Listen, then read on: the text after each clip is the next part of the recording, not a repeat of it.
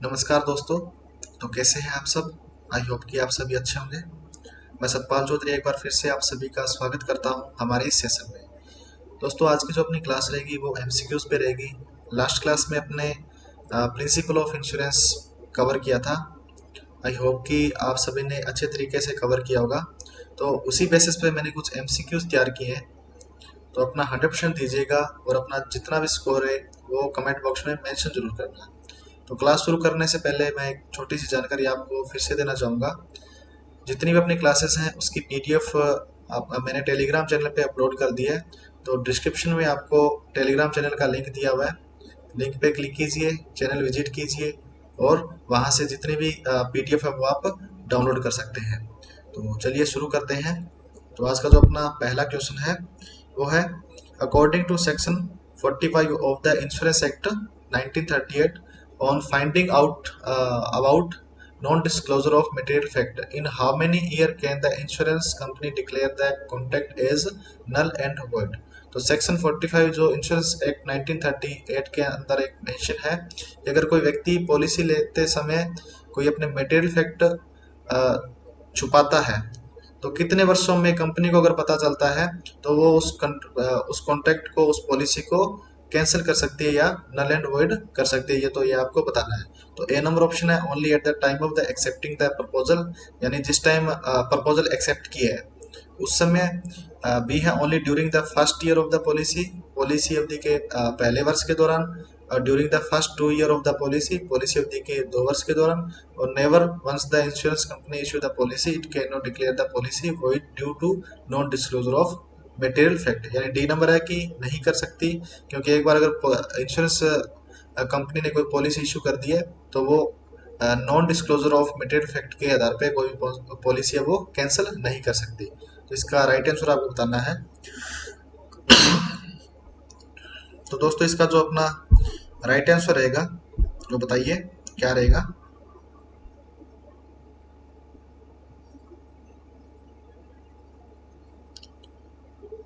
इसका जो दोस्तों अपना राइट आंसर रहेगा वो रहेगा ऑप्शन नंबर सी। तो मैंने आपको सेक्शन 45 पढ़ाया था principle of utmost good faith के अंदर कि अगर कोई भी व्यक्ति जब पॉलिसी लेता है उस समय अगर वो कोई भी फैक्ट छुपाता है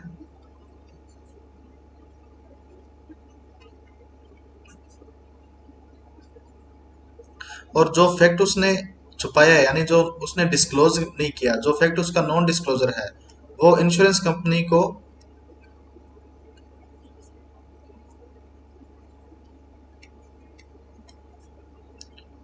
अगर फर्स्ट 2 ईयर, कितने फर्स्ट 2 ईयर के अंदर अगर कंपनी को पता चल जाता है तो कंपनी क्या करेगी, इंश्योरेंस कंपनी उस कॉन्ट्रैक्ट को वहीं कैंसिल कर देगी, यानी नल एंड वॉइड कर देगी। तो ये आपको याद रखना है, ठीक है। तो चलिए नेक्स्ट चलते हैं। तो देखिए इसमें सेक्शन 45 ये पूरा मैंने डिफाइन किया हुआ है कि according to section 45 of the insurance act in the first 2 year of the policy, ठीक है। तो ये मैंने आपको principle of utmost good faith में एक्सप्लेन भी किया था।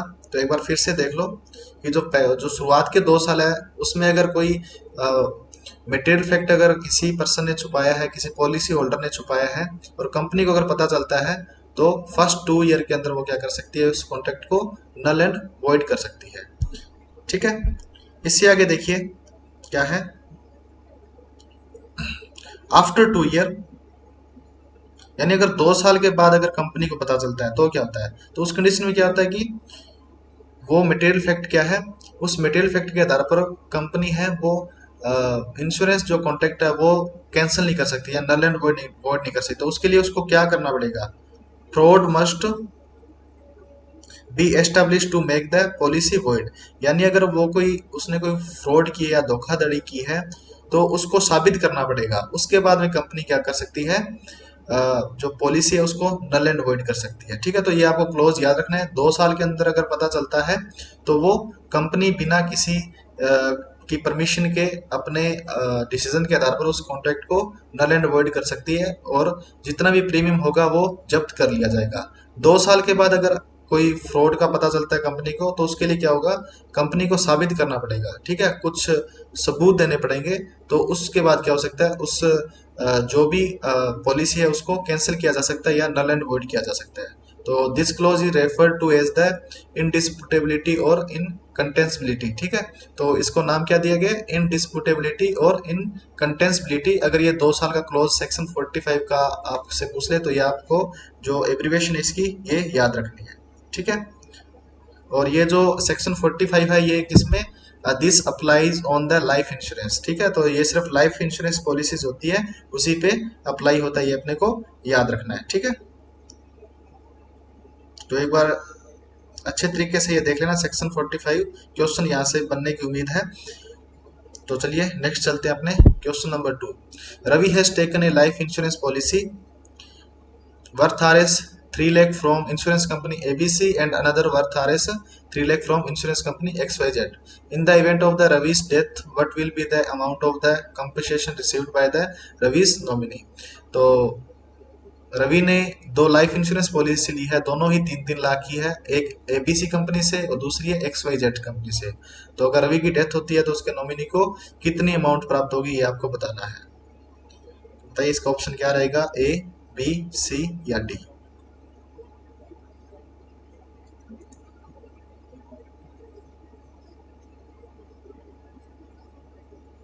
तो दोस्तों इसका जो अपना जो राइट आंसर रहेगा वो रहेगा ऑप्शन नंबर डी।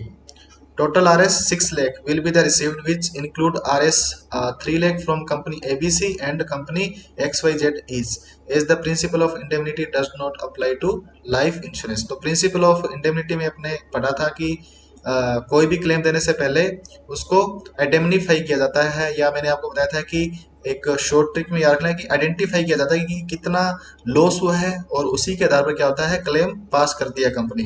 बट जो प्रिंसिपल ऑफ इंडेमनिटी है वो किस में नहीं अप्लाई होता, वो नहीं होता लाइफ इंश्योरेंस पॉलिसीज में, क्योंकि जो ह्यूमन लाइफ की जो वैल्यू है उसको एसेस नहीं किया जा सकता कि कितना लॉस हुआ है। तो जितनी भी पॉलिसी परचेज कर रखी होगी किसी भी पॉलिसी होल्डर ने अपनी लाइफ इंश्योरेंस अपनी लाइफ पे, तो उसको फुल सम एश्योर्ड की राशि है वो क्लेम के रूप में दी जाएगी। तो यहाँ पे क्या होता है, अब अगर यहाँ पे मान लो ABC XYZ की जगह तीसरी कंपनी और होती, ठीक है, तो मान लो कि HDFC लाइफ से उसने 2 लाख रुपए का जो सम एश्योर्ड है या जो इंश्योरेंस पॉलिसी है वो परचेज कर रखी हुई, तो उसको क्या होता है 3-3 और जो 2 लाख HDFC का वो भी मिलता।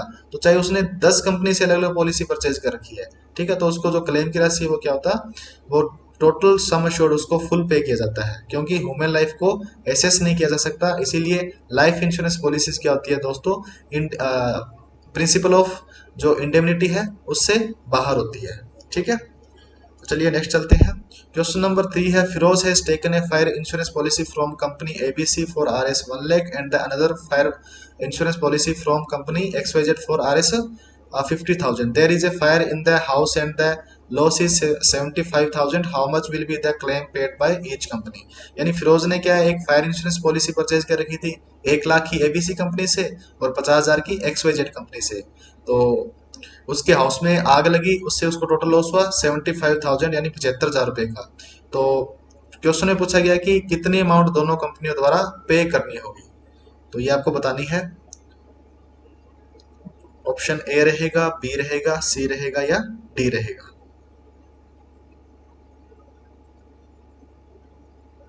तो दोस्तों इसका जो राइट आंसर रहेगा वो रहेगा ऑप्शन नंबर सी। कौन सा रहेगा, option number C. Company ABC and company XYZ will share the losses proportionately.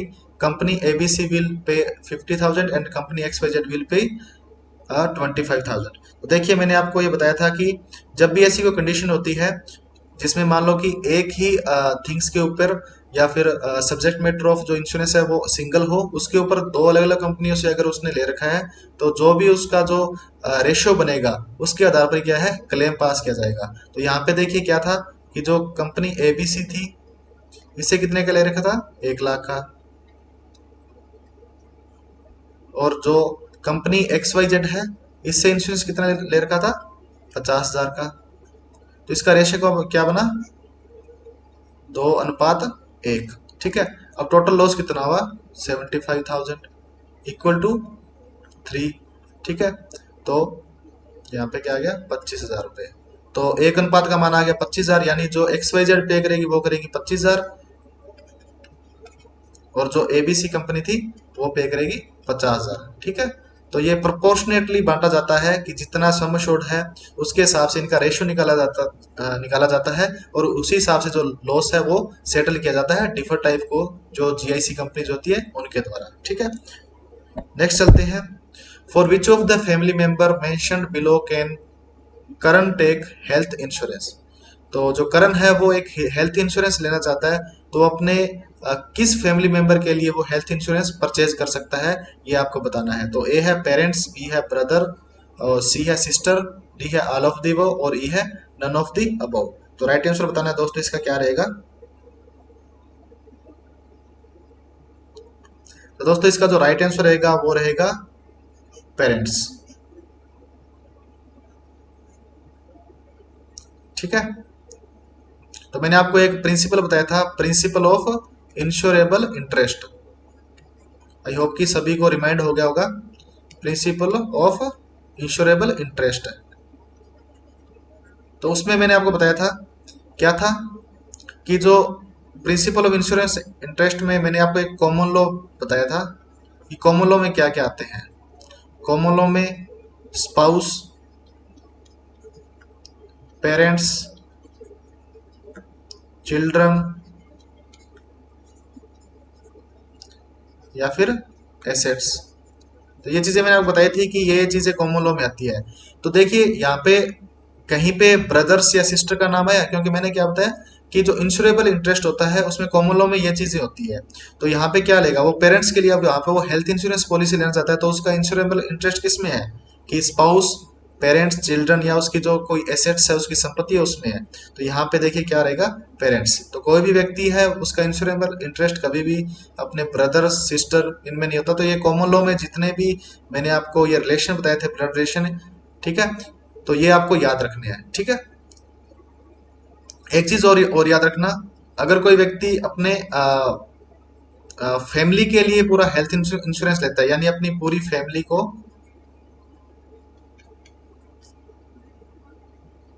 अपनी एंटायर फैमिली को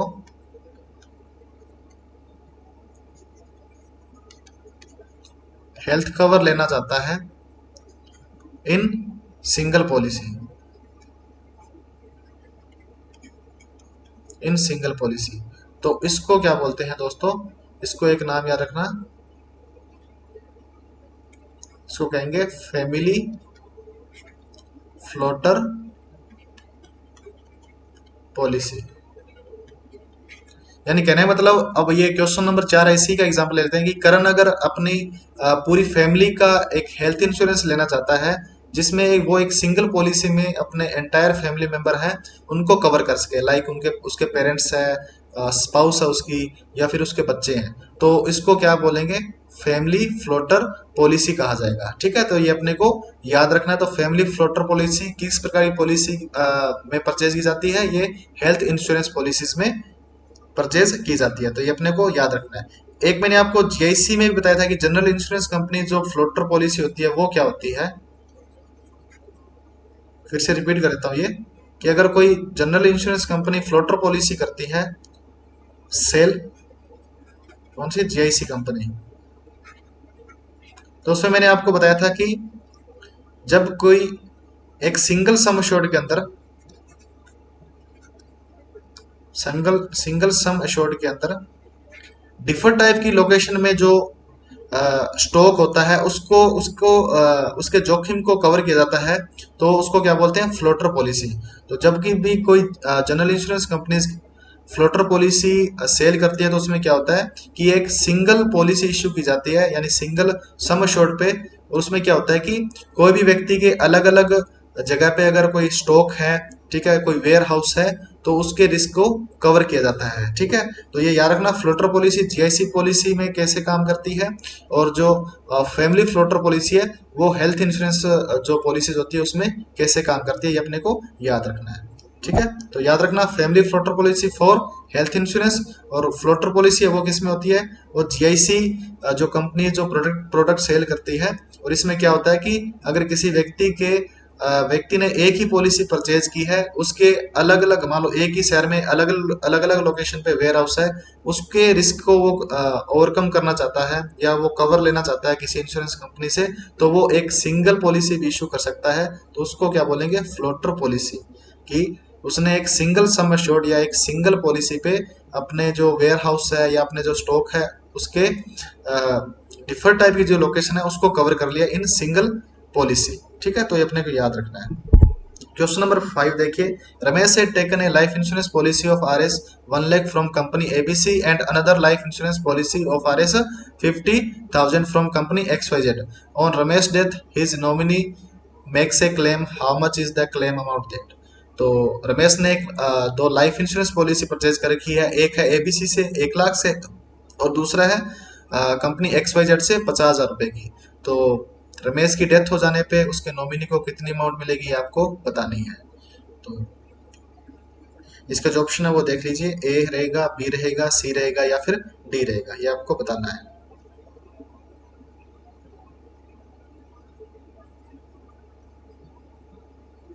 ठीक है, तो इसका तो दोस्तों जो राइट आंसर रहेगा वो रहेगा डी।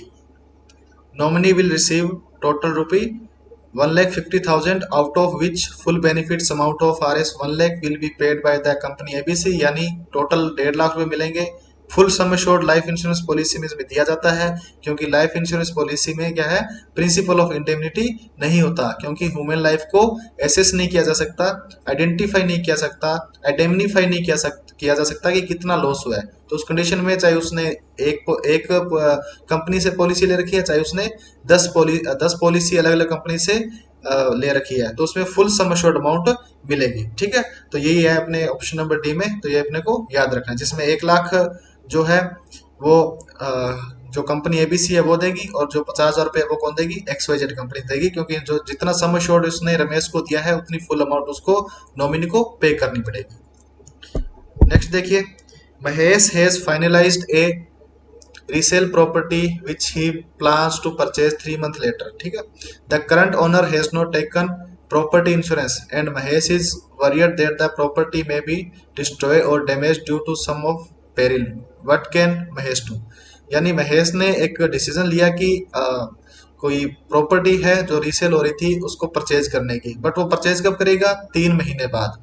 तो अभी उसमें कंडीशन क्या है कि जो अभी करंट का ओनर है उसने उस प्रॉपर्टी पे कोई भी इंश्योरेंस नहीं ले रखा, बट महेश को ये चिंता है कि उसकी प्रॉपर्टी वो डिस्ट्रॉय ना हो जाए, डैमेज ना हो जाए। ठीक है, किसी भी पेरिल के कारण। तो इस कंडीशन में महेश को क्या करना चाहिए, तो ये आपको बताना है। ऑप्शन नंबर ए, बी रहेगा, सी रहेगा या फिर डी रहेगा।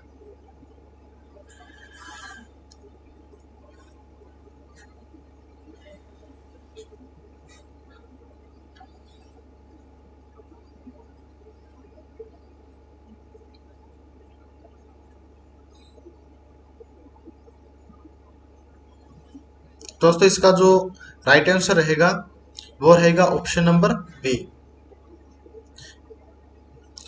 Mahesh can take insurance for the property only after the become the legal owner of the property, क्योंकि अभी क्या है, उसने एक प्लानिंग किया ना कि मैं इसको परचेज करूंगा, बट ये लीगल ओनर कब बनेगा, 3 मंथ बाद।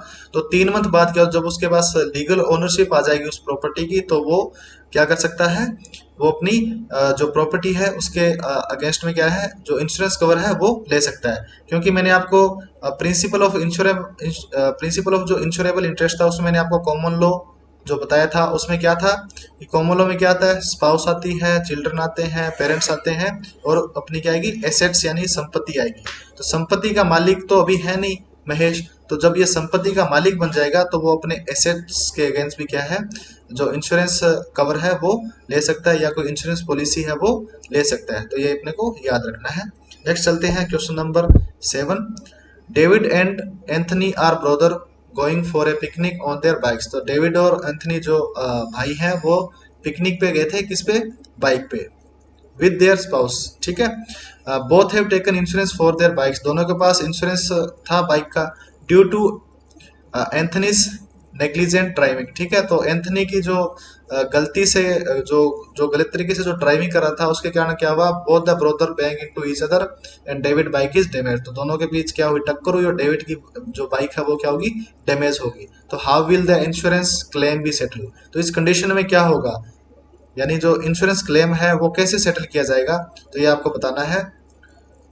तो ऑप्शन नंबर ए है कि डेविड की जो इंश्योरेंस कंपनी है वो सेटल करेगी और जो एंथनी है उसको इस डिस्प्यूट से बाहर कर देंगे, ठीक है।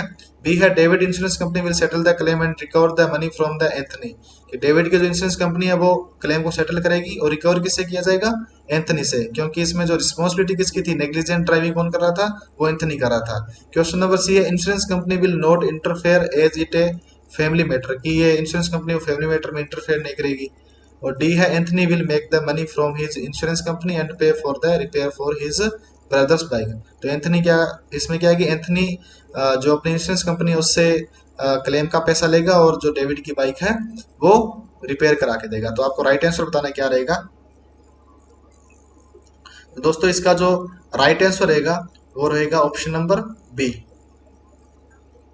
David's insurance company will settle the claim, क्योंकि डैमेज किसकी बाइक हुई है, डेविड की। तो डेविड अपना जो, दोनों के पास इंश्योरेंस कवर था, तो डेविड जो क्लेम जो रिप्रेजेंट करेगा वो अपनी इंश्योरेंस कंपनी को करेगा। तो उसकी कंपनी क्या करेगी, settle, David insurance company will settle the claim, तो क्लेम सेटल करेगी and recover the money from Anthony, और जो एंथनी है उससे जो क्लेम की राशि है वो रिकवर की जाएगी। क्यों की जाएगी, because he was responsible for the accident, तो एक्सीडेंट के लिए जो रिस्पॉन्सिबल था वो कौन था, एंथनी था, due to his negligent driving, तो उसकी जो लापरवाही से जो ड्राइविंग थी उसके कारण ये एक्सीडेंट हुआ है। तो मैंने आपको जो प्रिंसिपल ऑफ सब्रोगेशन था उसमें मैंने ये करवाया था, ये प्रिंसिपल ऑफ सब्रोगेशन का ही क्या है, एक एग्जाम्पल है। उसमें मैंने आपको बताया कि जब कोई थर्ड पार्टी कोई थर्ड जब किसी थर्ड पार्टी की वजह से कोई एक्सीडेंट होता है और जब इंश्योरेंस कंपनी क्या करती है कि क्लेम तो सेटल करती है बट वो क्लेम की राशि वहन नहीं करती, क्योंकि नेग्लिजेंसी इसमें किसकी थी, थर्ड पार्टी की थी। तो जो जितना भी अमाउंट है वो किससे रिकवर किया जाएगा, थर्ड पार्टी से ही रिकवर किया जाएगा, ठीक है। तो ये प्रिंसिपल ऑफ सब्रोगेशन का एक एग्जाम्पल मैंने आपको दिया है। आई होप कि सभी का ये सही हुआ होगा, क्योंकि सब्रोगेशन मैंने आपको बहुत अच्छे तरीके से एक्सप्लेन किया था।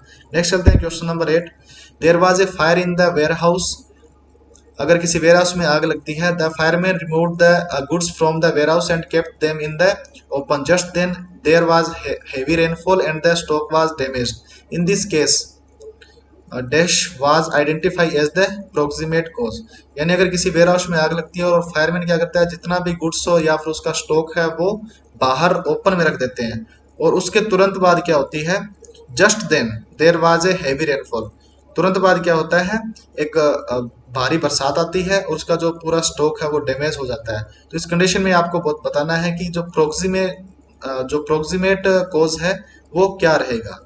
तो ऑप्शन नंबर ए है फायर, बी है रेन, सी है स्टोक और डी है बोथ फायर एंड रेन। तो राइट आंसर आपको बताना है कि राइट आंसर क्या रहेगा।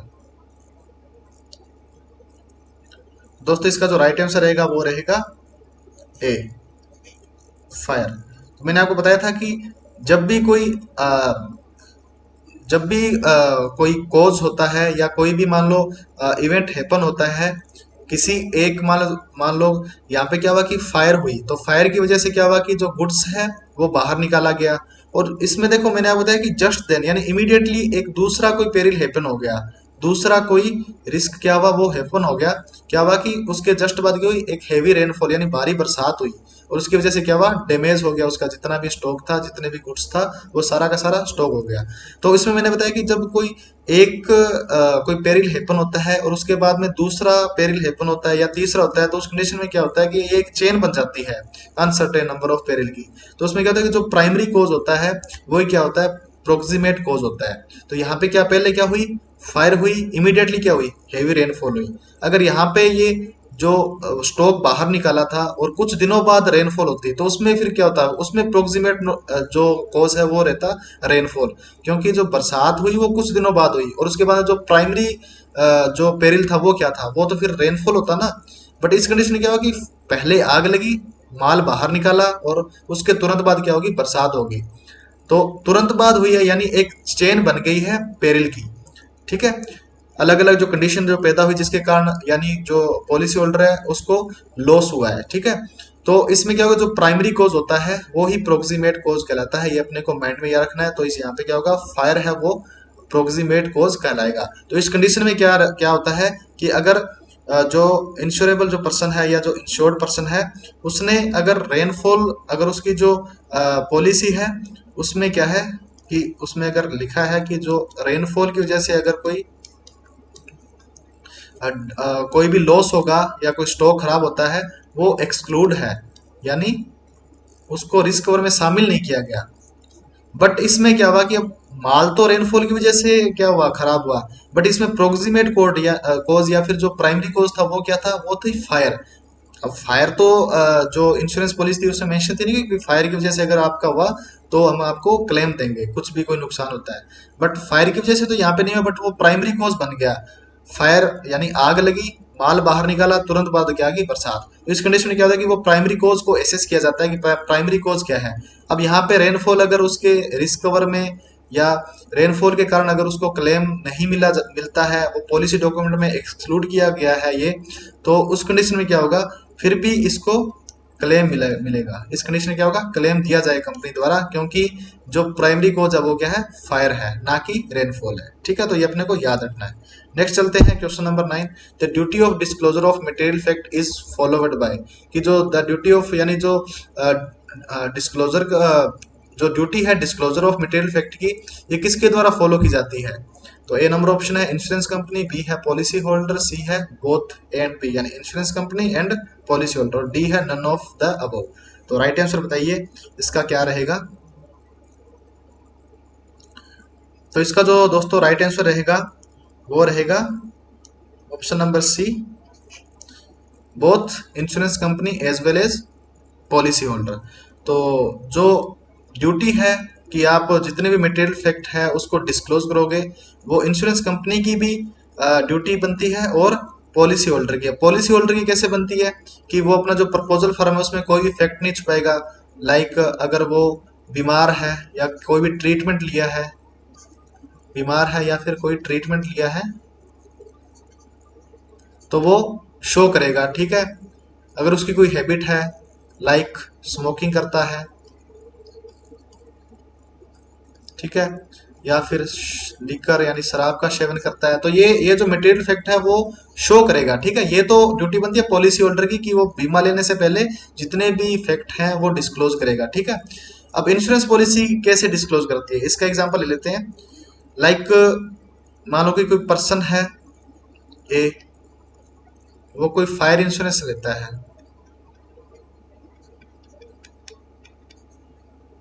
क्या लेता है, फायर इंश्योरेंस।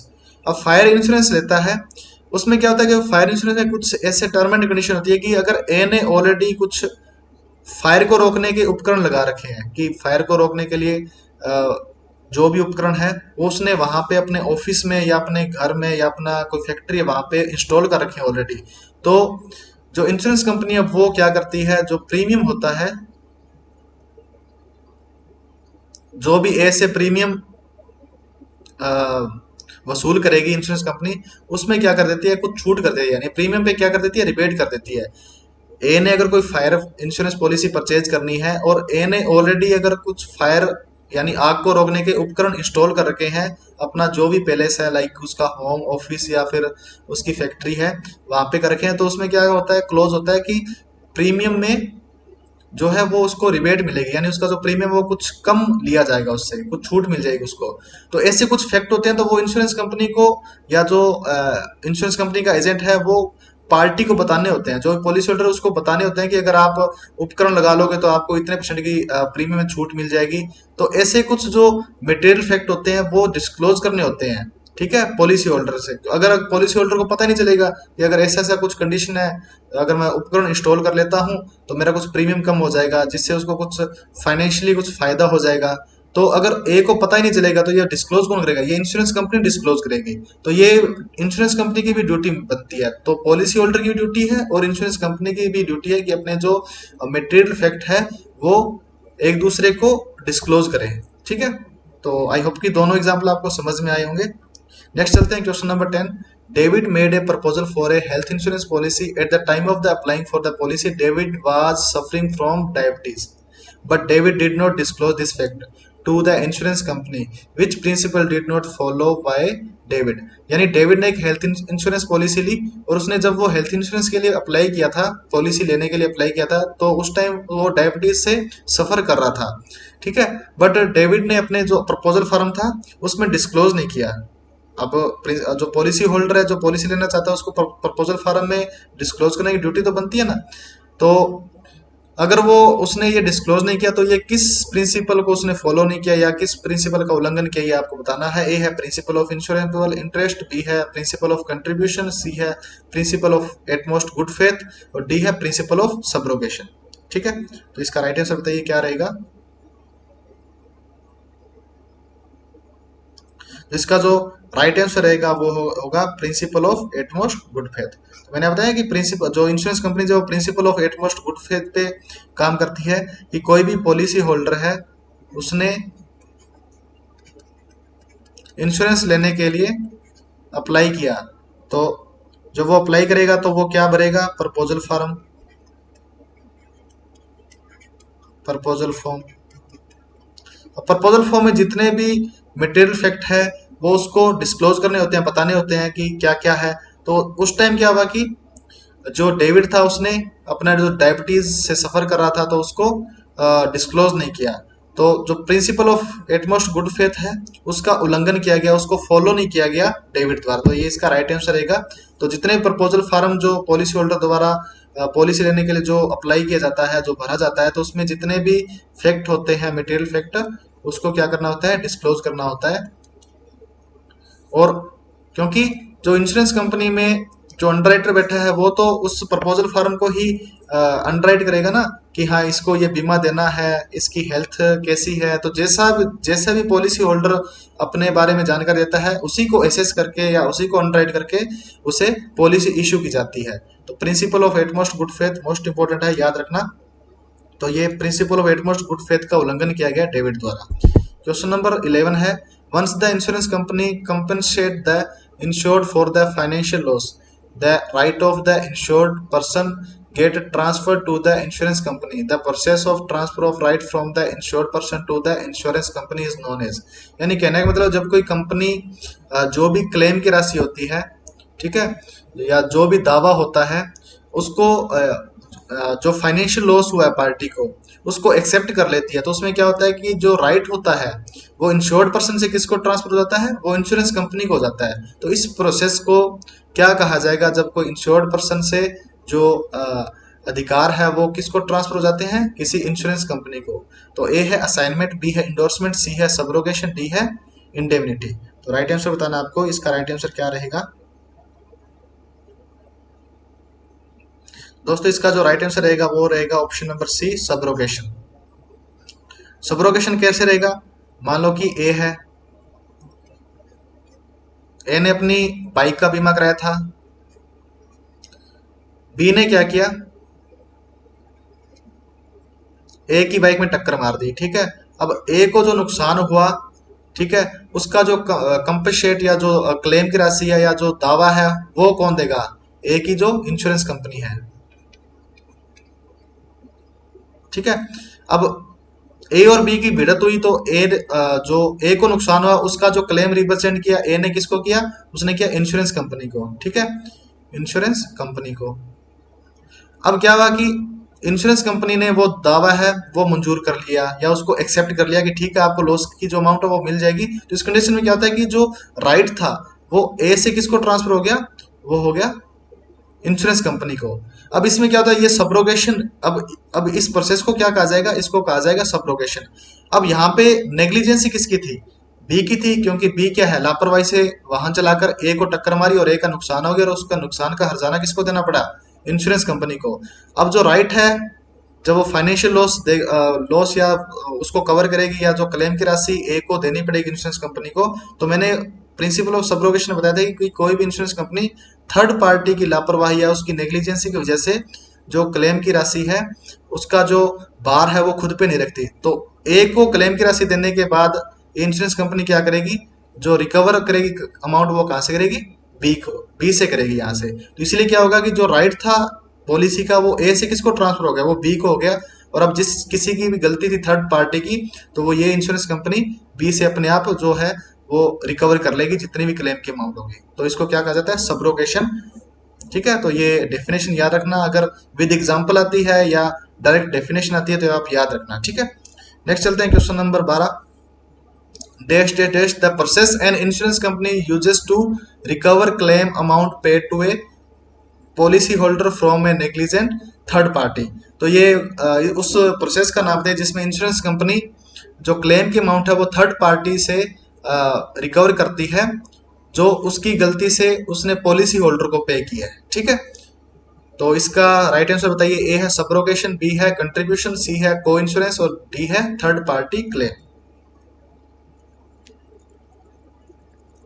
तो इसका जो राइट आंसर रहेगा वो क्या रहेगा, इसका भी राइट आंसर बी सब्रोगेशन रहेगा। तो मैंने यहाँ पे जो आपको एग्जांपल बताया था कि ए और बी की नेग्लिजेंसी की वजह से ए के बाइक को टक्कर लगी और ए को जो क्लेम है वो किसने दिया, वो मान लो कोई भी इंश्योरेंस कंपनी है उसने।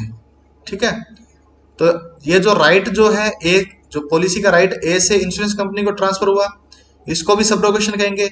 और बी यानी जब कोई इंश्योरेंस कंपनी जो क्लेम उसने पॉलिसी होल्डर को दिया है वो थर्ड पार्टी की नेग्लिजेंसी की वजह से वो थर्ड पार्टी से ही रिकवर करता है।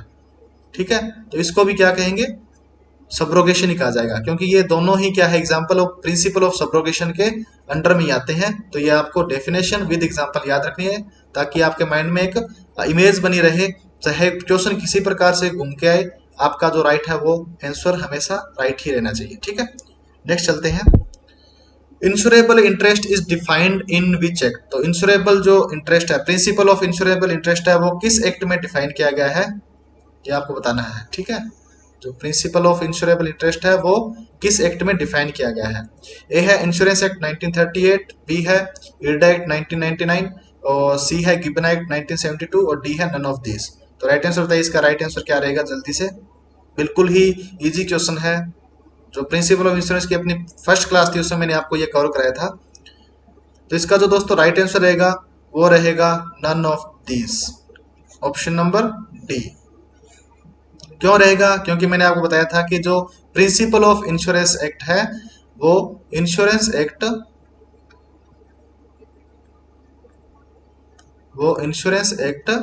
1938 में डिफाइन नहीं है। ठीक है, नोट डिफाइन।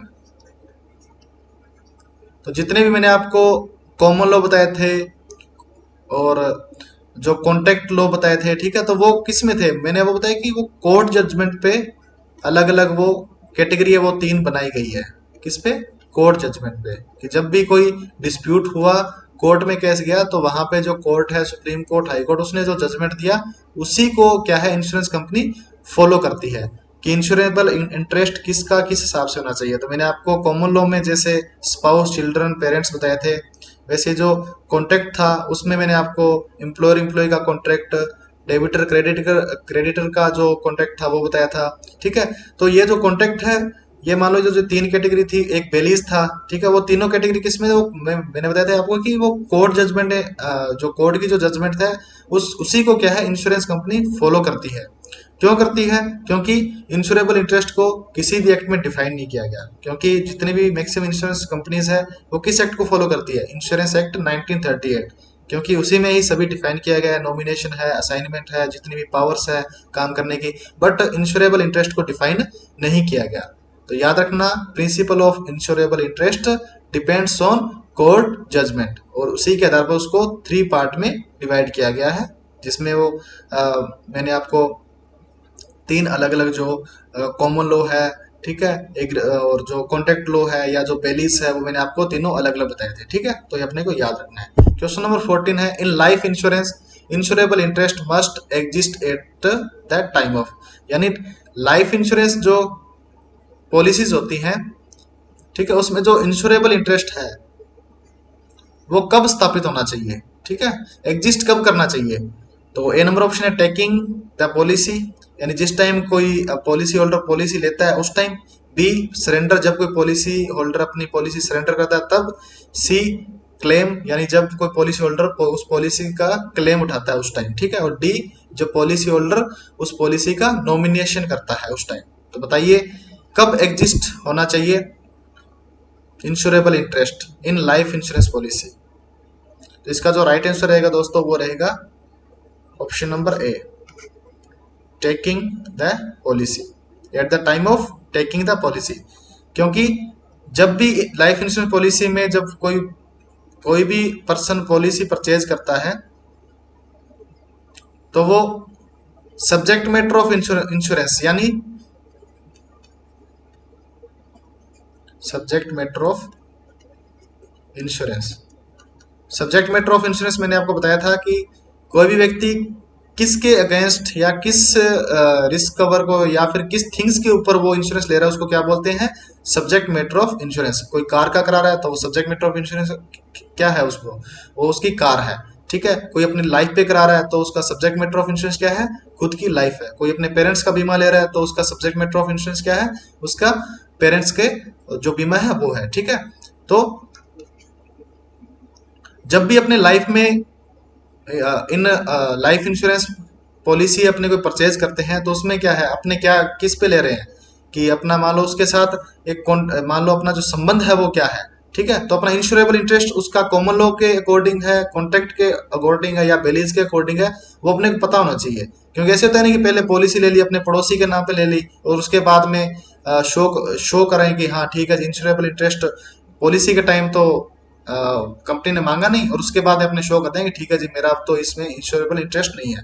तो इन लाइफ इंश्योरेंस अगर कोई लाइफ इंश्योरेंस पॉलिसी परचेज करता है तो जब वो पॉलिसी लेता है उसी टाइम लाइफ इंश्योरेंस पॉलिसी ये चेक करती है कि ये किस थिंग्स के अगेंस्ट अपना जो है पॉलिसी है वो परचेज कर रहा है, इसमें इसका इंश्योरेबल इंटरेस्ट है या नहीं है। तो याद रखना insurable interest in life insurance policies policy लेते समय ही देखा जाता है, उसी टाइम होना चाहिए, ये रूल है, ये आपको याद रखना है। और जनरल इंश्योरेंस जो पॉलिसीज होती है,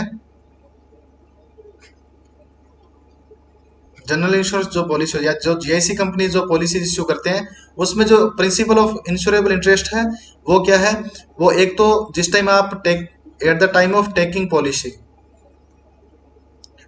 द पॉलिसी यानी जिस टाइम आप पॉलिसी लेते हो उस टाइम भी उसका इंश्योरेबल इंटरेस्ट होना चाहिए। अब जीआईसी में क्या होता है, कुछ पॉलिसी ऐसी होती है जो ट्रांसफर हो जाती है, ठीक है। मान लो कार ली तो कार अगर उसने बेच दी तो वो जो इंश्योरेंस है वो दूसरे जिसने उस कार को परचेज किया उस पर्सन को ट्रांसफर हो जाएगी। तो क्योंकि इंश्योरेंस जनरल इंश्योरेंस जो पॉलिसी होती है वो क्या होती है, उसमें वो ट्रांसफर हो जाती है। तो eight the time of taking policy और एट द टाइम ऑफ अगर तो कोई दूसरा पर्सन है वो अगर वो क्लेम की राशि उठाता है तो जिस टाइम वो क्लेम रिप्रेजेंट करेगा उस टाइम क्या होगा, उस इंश्योरेंस के अगेंस्ट क्या उसके पास राइट होने चाहिए कि अगर वो पॉलिसी ट्रांसफर हुई है तो उसका नाम मेंशन होना चाहिए कि हाँ वो अब वो लीगल ओनर है उस इंश्योरेंस पॉलिसी का। तो इन जनरल इंश्योरेंस जो पॉलिसीज होती हैं या जनरल इंश्योरेंस कंपनी जो पॉलिसी इशू करती है उसमें क्या होता है, जिस टाइम आप पॉलिसी ले रहे हो उस टाइम भी आपको शो करना हो सकता है कि आपका इंश्योरेबल इंटरेस्ट है या नहीं है।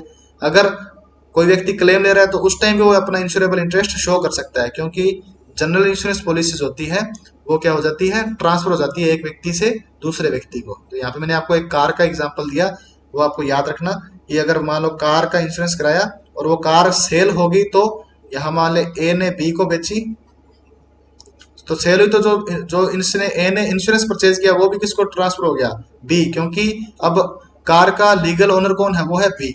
तो अगर बी अगर इन फ्यूचर उस कोई क्लेम उठाता है तो उसमें क्या है इंश्योरेबल इंटरेस्ट किसका होगा, वो होगा बी का।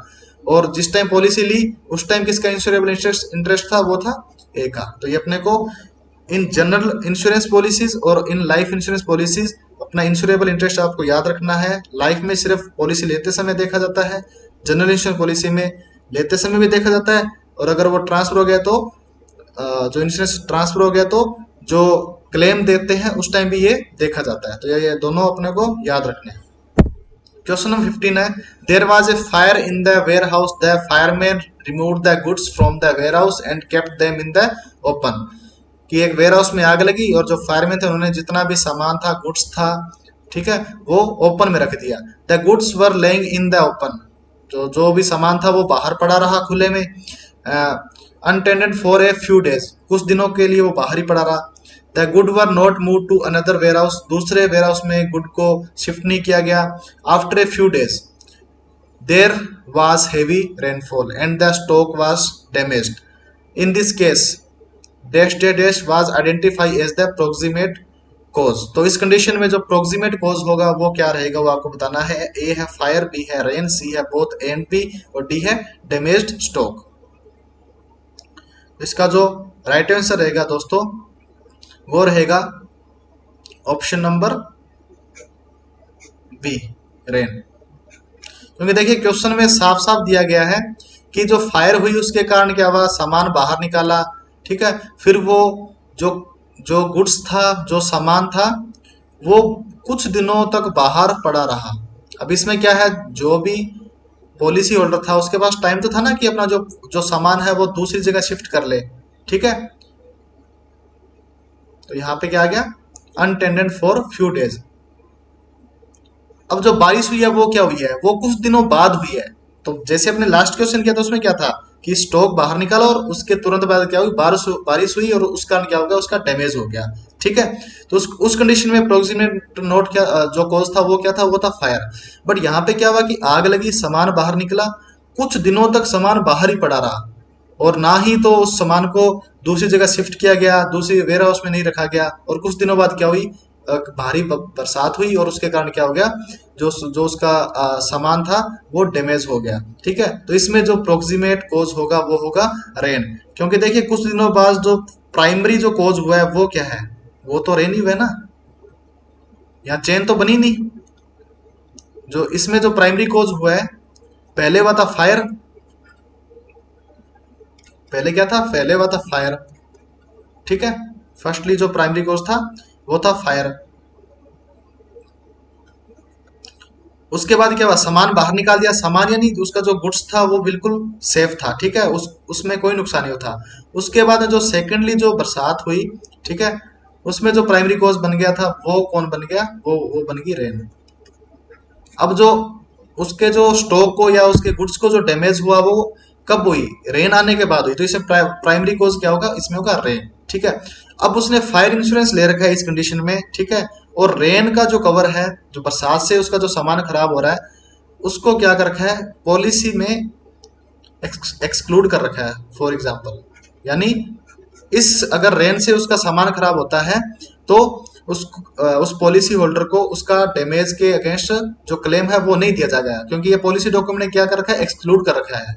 तो इस कंडीशन में क्या होता है, जो भी क्लेम होता है वो क्या कर जाता है, वो कंपनी द्वारा डिनाई कर दिया जाता है, ये याद रखना, ठीक है। क्योंकि फायर इंश्योरेंस में अगर फायर ही है, ठीक है, तो प्राइमरी कॉज क्या था, यहाँ पे रेन हुई है, ठीक है, इस कारण इसको ये जो क्लेम है वो डिनाई कर दिया जाएगा। अगर फायर होती, सामान बाहर निकलता, उसके तुरंत बाद बरसात आ जाती, तो उसमें प्राइमरी कॉज क्या होता है, उसमें होता फायर, ठीक है। और उस कंडीशन में क्या होता, अगर उसका जो रेन का अगर बरसात के कारण कुछ डैमेज होता है, ठीक है, तो उस कंडीशन में प्राइमरी कॉज क्या था, वो था फायर। तो प्राइमरी कॉज फायर था, फायर कॉज का इंश्योरेंस है। अगर वो उसका सेकेंडरी कॉज जो है रेन, वो अगर एक्सक्लूड भी है, उसको रिस्क कवर में शामिल भी नहीं किया कि बरसात के कारण अगर उसका सामान खराब होगा तो उसको क्लेम नहीं दिया जाएगा, तो भी क्या होगा, इस कंडीशन में प्राइमरी कॉज फायर होगा तो इसमें क्लेम की राशि मिल जाएगी। बट इस कंडीशन में जैसे इस क्वेश्चन में दिया गया कि कुछ दिनों बाद बारिश आई है, तो जो प्राइमरी कॉज क्या बन गया, रेन। अगर रेन का जो कवर है वो एक्सक्लूड है पॉलिसी डॉक्यूमेंट में, इस कवर को शामिल नहीं किया गया, तो इस कंडीशन में क्लेम 100% कंपनी क्या करेगी, डिनाई कर देगी। तो अपने को याद रखना, अगर दो चीजों के बीच अगर कुछ दिनों का गैप आ जाए तो प्राइमरी कॉज सेकेंडरी ही होगा। अगर तुरंत बाद 2 या 3 चीजें हैपन होती है, आग लग गई, बरसात आ गई, बादल फट गया, बाढ़ आ गई, ठीक है, यानी एक साथ 2-3 चीजें घटित होती है, तो उसमें जो फर्स्ट जो थिंग हैपन हुई वही प्राइमरी कॉज या सॉरी प्रोक्सिमेट कॉज कहलाए, ठीक है। तो प्राइमरी कॉज को आप प्रोक्सिमेट कॉज मान लो याद रखने के लिए ये एक ट्रिक का आप समझ सकते हो कि प्राइमरी कॉज जो होगा वही प्रोक्सिमेट कॉज होता है जब भी कोई चेन में कुछ 2 या 3 इवेंट हैपन होते हैं, तो ठीक है। तो जो इस क्वेश्चन नंबर 15 का जो सही आंसर रहेगा वो रहेगा रेन, ठीक है। और मैंने ये भी बता दिया कि किस कंडीशन में क्लेम मिलेगा और किस कंडीशन में क्लेम नहीं मिलेगा। अब इसमें कई बार ऐसा भी होता है कि इसने फायर इंश्योरेंस पॉलिसी लिया है बट इसके जो पॉलिसी डॉक्यूमेंट में उसमें मेंशन है कि किसी भी प्रकार का भी, मान लो अगर बाढ़ आ जाए, भूकंप आ जाए, आग लग जाए, ठीक है, या बरसात की वजह से, यानी जितने भी रिस्क हैं, जितने भी पेरिल हैं, वो सारे कवर कर रखे हैं। तो उसमें फिर क्या होता है, प्रोक्सीमेट कॉज को असेस नहीं किया जाता, ठीक है, लॉस असेसर द्वारा, कि इसमें प्रोक्सीमेट कॉज कॉज क्या है। क्योंकि इंश्योरेंस कंपनी क्या देखती है कि जितने भी टाइप के जितने भी टाइप से इसके गुड्स हैं वो खराब हो सकते हैं, उसका सारा वो कवर है उसने एक पॉलिसी के अंदर ले रखा है। तो उस कंडीशन में क्या, प्रोक्सीमेट कॉज को इतना एसेस नहीं किया जाता, ठीक है। अगर उसने कोई सिंगुलर पेरिल के लिए लिया है तो उस कंडीशन में क्या होगा, प्रोक्सीमेट कॉज या जो प्राइमरी कॉज है वो देखा जाएगा, ठीक है। तो क्वेश्चन नंबर 15 हो गए, आपके कितने सही हुए ये आप अपना कमेंट बॉक्स में जो है वो मेंशन करना। So thank you for watching. और हमारा जो यूट्यूब चैनल है ए फॉर एस्पिरेंट के नाम से, ये आपको सब्सक्राइब करना है, और अपने जितने भी कैंडिडेट हैं जो LIC एडीओ